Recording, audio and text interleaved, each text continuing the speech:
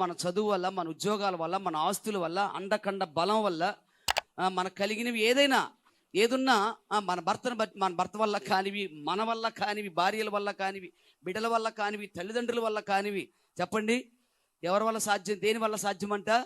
ప్రార్థన వలన దేవునికి స్తుతి కలుగునుగాక. ప్రైజ్ లార్డ్, హల్లెలూయా. ఆ ప్రార్థన ఎక్కడుందంటే దేవుడు నీ నోట పెట్టాడు, నీలో ఉంచాడు దేవుడు. అది ఎక్కడో లేదు, ఎవరి మీద ఆధారపడవలసిన పరిస్థితి లేదు. అర్థమైందా? అది నీలో ఉంది ఆ ప్రార్థన. కనుక నువ్వు చేసే ప్రార్థన నీకు ఆశీర్వాదం, నువ్వు చేసే ప్రార్థన నీకు విడుదల, నువ్వు చేసే ప్రార్థనే నీకోసం గొప్ప గొప్ప కార్యాలని, అద్భుత ఆశ్చర్యకరమైన కార్యాలని జరిగించగలదు. నువ్వు ఆశపడాలా, నువ్వు ప్రార్థన చేయాలా, అప్పుడు దేవుడు చేస్తాడు. అర్థమవుతుందా?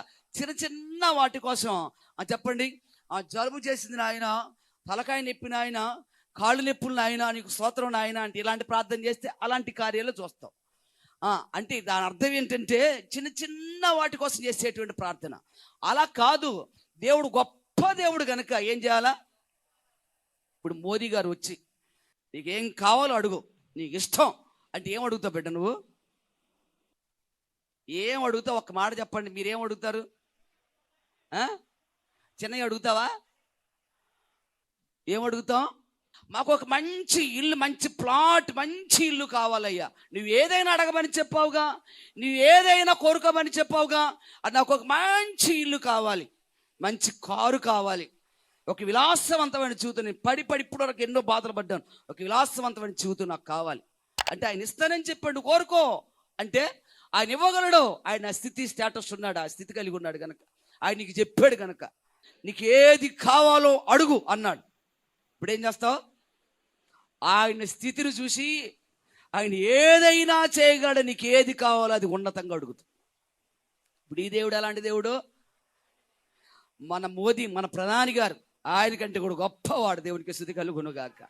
అడుగు అని చెప్తున్నాడు ఆయన, అడుగు అని అంటున్నాడు. అప్పుడు ఏం చేయాలి? నువ్వు ఏం చేయాలి?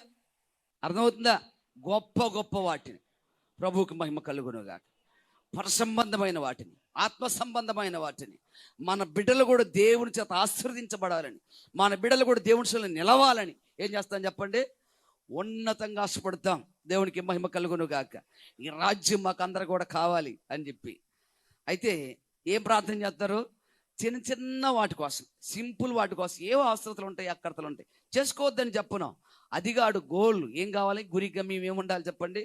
ఉన్నతమైన వాటి మీద మనసు పెట్టుకుని ప్రార్థించాలా. దేవునికి స్తుతి కలుగునుగాక.